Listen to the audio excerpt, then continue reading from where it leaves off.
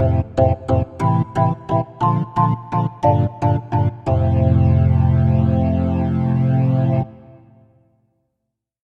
my fellow minor league nerds, and welcome to episode 9 of my Throwback Thursday Cap the Day series. This week it is the Richmond Virginians.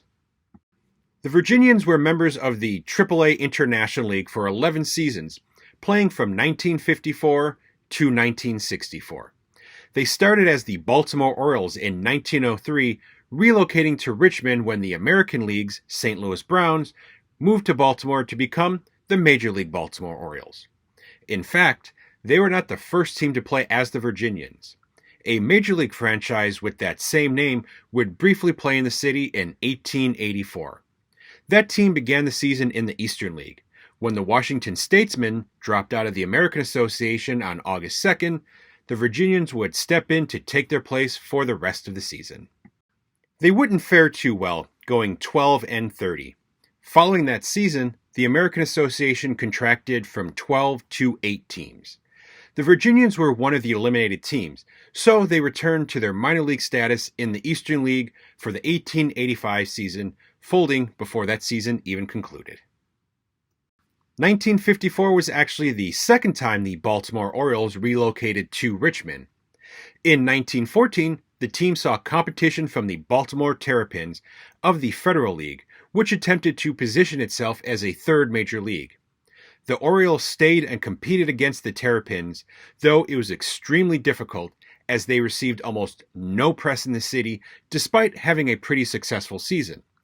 Team owner Jack Dunn had looked into relocating to Richmond during the season or even selling a minority interest in his club. Both possibilities, though, fell through.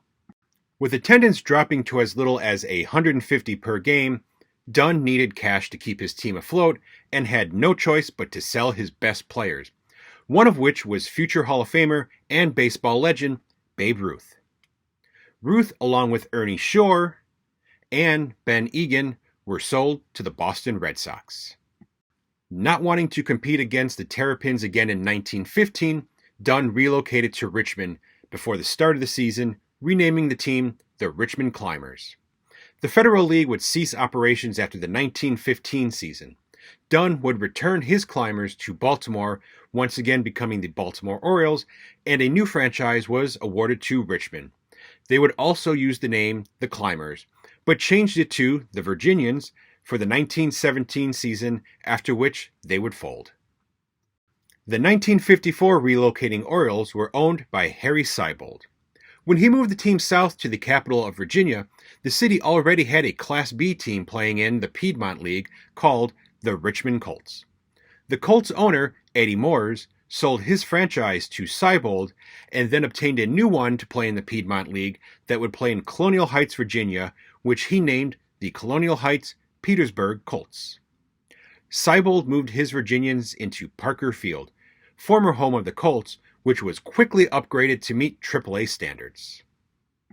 In their first 2 seasons, the Virginians were unaffiliated and were managed by Hall of Famer Luke Appling. They were not successful.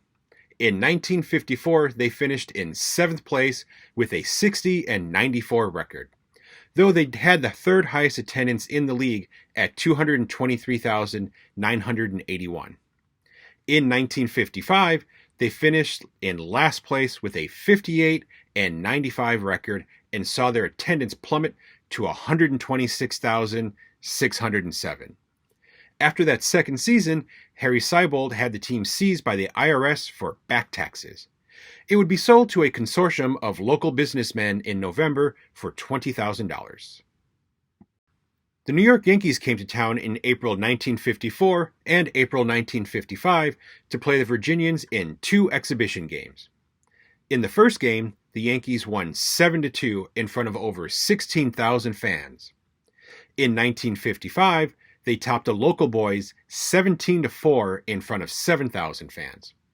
Also in April 1955, the Boston Red Sox defeated the New York Giants 5-2 in another exhibition game at Parker Field, which drew 12,600 spectators. In 1956, the new owners were able to strike an affiliation deal with the New York Yankees. They would also hire former Major League pitcher Eddie Lopat as team manager, a position he would hold for 3 seasons. They would finish that season in 5th place with a 74-79 record, seeing their attendance increase to over 214,000. 1957 would see the first of only 2 winning seasons and their highest attendance in their 11-year existence when over 258,000 fans visited Parker Field. They finished that season in 3rd place with an 81-73 record, making the playoffs for the first time. Unfortunately, though, they would fall to eventual league champions, the Buffalo Bisons, 4-2 in the first round. 1959 would be their most successful season. They finished with a losing record of 76-86, but it was good enough for 4th place in the 8-team league and for the last playoff spot. In the first round, they would defeat the number 1 seed, the Buffalo Bisons, in 5 games. They would then fall to the Havana Sugar Kings in 6 in the Governor's Cup Championship Series. 1960 would see their second winning season when they finished in 2nd place with an 82-70 record, though they would get knocked out in the first round of the playoffs by the Rochester Red Wings. Their last 4 seasons saw the team decline as they suffered 4 straight losing seasons. 1961 saw their attendance fall to only 31,232 for an average of 406 per game. The Yankees took over ownership of the club in 1959, selling them to a New Hampshire grocery baron who had the fantastic name of Romeo Champagne in 1962. Neither the Yankees nor Champagne were able to turn the club around. At the 1964 winter meetings, Champagne would sell the team to new owners who would move them to Toledo, Ohio for the 1965 season, where they became the Toledo Mud Hens, retaining the Yankees affiliation. Richmond would only go without professional baseball for 1 season. Before the start of the 1966 season, the Atlanta Crackers, who were forced out of Atlanta when the Braves relocated from Milwaukee, moved to Richmond to become the Richmond Braves. After 43 seasons in the Virginia capital, they would move back to Georgia for the start of the 2009 season, becoming the Gwinnett Braves, changed their name to the Gwinnett Stripers in 2018. After the Braves left town, Richmond once again only went 1 season without baseball. In 2010, the Connecticut Defenders of the Eastern League would relocate to the city to become the Richmond Flying Squirrels.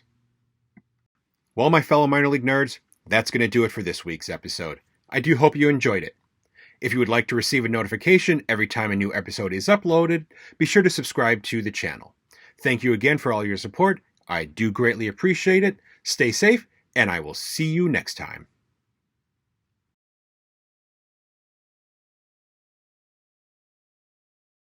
They would also hire former Major Leaguer pitcher, what?